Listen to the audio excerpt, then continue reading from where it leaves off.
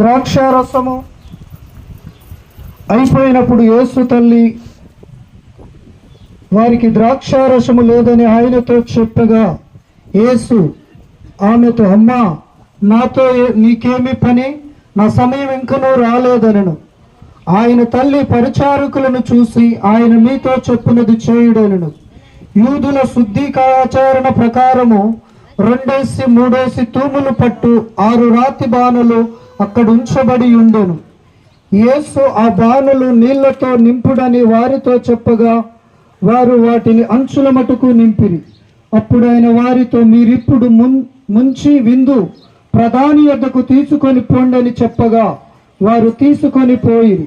ఆ ద్రాక్షారసము ఎక్కడ నుండి వచ్చనో ఆ నీళ్లు ముంచి తీసుకొని పోయిన పరిచారకులకు తెలిసినది గాని విందు